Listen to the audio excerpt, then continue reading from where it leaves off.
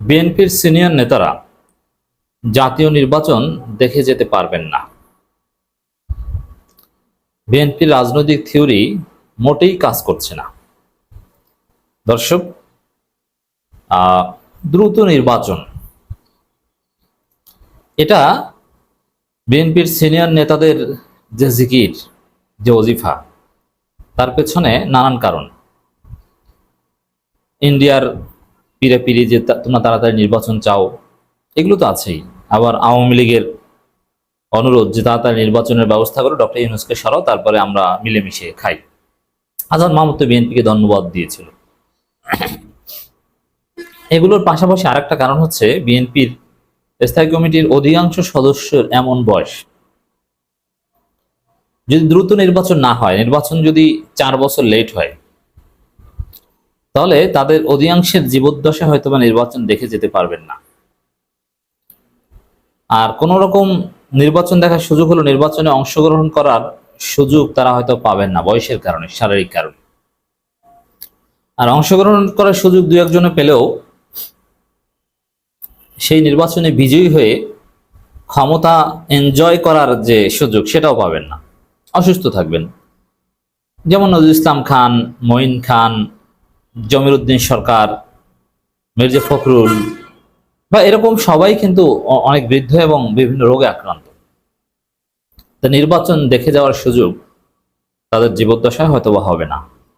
এই জন্য দ্রুত নির্বাচনের বিষয়ে তারা খুব সিরিয়াস। মির্জা ফখরুল তো বলেছেনই যে এটাই হবে শেষ নির্বাচন, তার জীবনের শেষ নির্বাচন।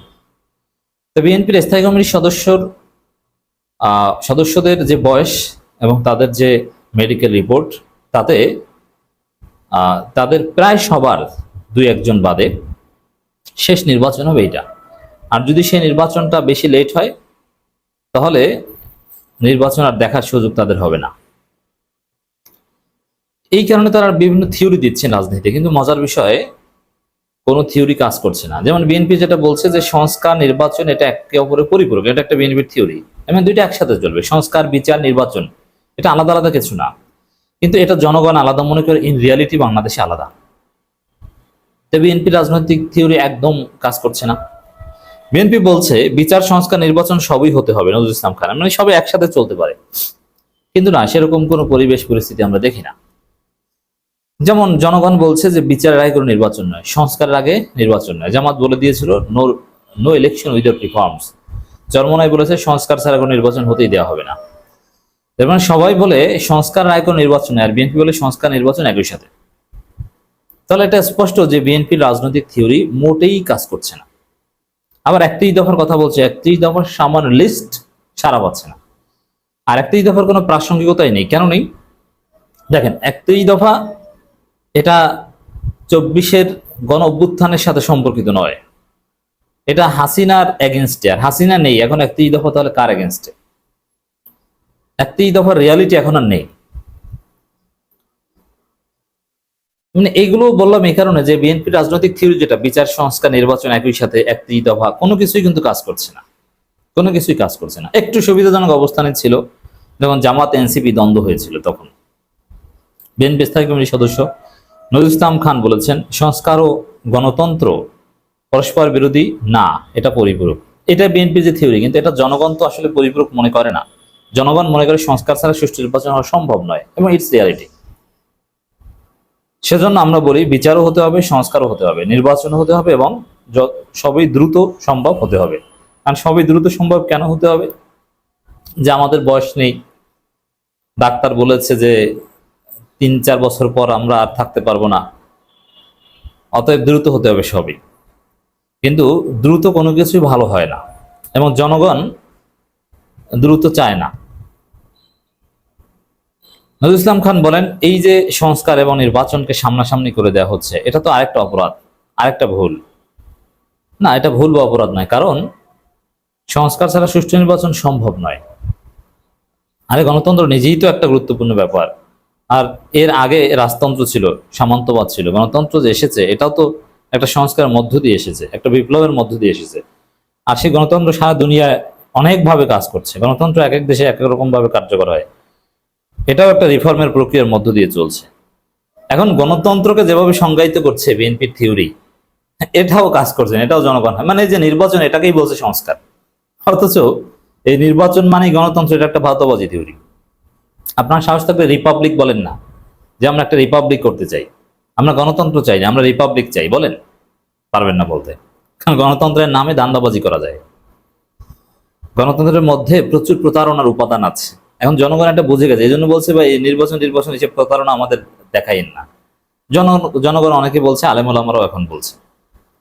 তিনি বলেন, গণতন্ত্র পুনঃপ্রতিষ্ঠা করা এখন সময়ের দাবি। আমরা জানি বাংলাদেশে কিছু রাজনৈতিক শক্তি আছে, কিছু সামাজিক শক্তি আছে, যারা অনেকেই তাদের নিজেদের রাজনৈতিক স্বার্থে কিংবা তাদের গোষ্ঠীর স্বার্থে তারা গণতান্ত্রিক প্রক্রিয়াটাকে বিলম্বিত করতে চায়। নানা কায়দায় নানা কৌশলে তারা এই গণতন্ত্রের অভিযাত্রাকে বিলম্বিত করতে চায়। তাদের স্বার্থ কতটা হাসিল হবে আমরা জানি না। এখানে দেখেন, অভিযোগ করছেন একটা গ্রুপের বিরুদ্ধে যে তারা নির্বাচন বিলম্বিত করতে চায়। আর বিএনপি সমস্যা হচ্ছে তারা গণতন্ত্র বলতে শুধু নির্বাচনকেই বোঝে, অন্য কিছু না। আর এটার জবাব হচ্ছে, একটা গোষ্ঠী যেরকম গণতন্ত্রকে বিলম্বিত করতে চায়, মানে নির্বাচনকে বিলম্বিত করছে তাদের গোষ্ঠীগত স্বার্থে, ঠিক তদ্রুপ এই বিএনপির বয়স্ক নেতারা তাদের খায়েশের স্বার্থে তারা দ্রুত নির্বাচন চায়। একটা সুষ্ঠু নির্বাচন হোক, সংস্কার হোক, এটা তারা চায় না। তিনি বলেন, আমরা শুনেছি একটা কথা যে তত্ত্বাবধায়ক সরকার অধীনে স্থানীয় সরকার নির্বাচন হতে হবে। আমাদের তরফ থেকে কোনো অবজেকশন নেই, নির্বাচন অবাধ, সুষ্ঠু, নিরপেক্ষ করা আমাদের সবার দাবি। কিন্তু আপনারা জানেন এটা হবে নর্মালি জাতীয় নির্বাচনের পর। কতদিন ধরে আমরা তো জানি না।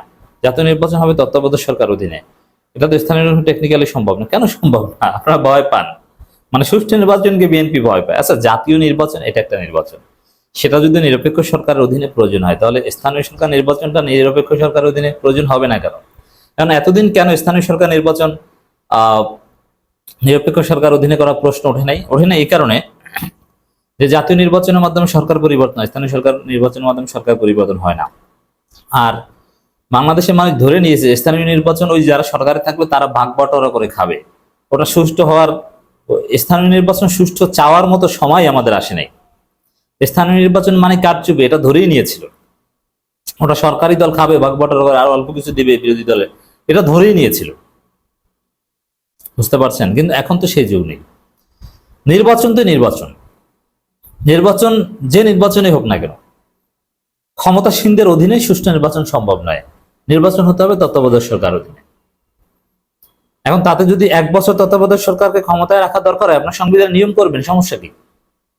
সমস্যা হচ্ছে আপনাদের বয়স শেষ, লেট করতে চাচ্ছেন না। নজরুল ইসলাম খান বলেন, আমি যেটা বলতে চাই যে ফেসিবাদের সরকার দোষর ছিল, ফেসিবাদী সরকারের দোষর ছিল, যারা নেতৃত্ব দিয়েছে তারাই তাদের সঙ্গে ছিল, তাদের সবার বিচার অবশ্যই করতে হবে। যাক, বিচার করবে, সবই হবে। তাহলে দর্শক বুঝতে পারছেন যে বিএনপির সমস্যাটা কোথায়। বয়স হয়ে গিয়েছে, এটা একটা সমস্যা। এটার উপর ভিত্তি করে পলিটিক্যাল থিওরি প্রণয়ন করার চেষ্টা করছে।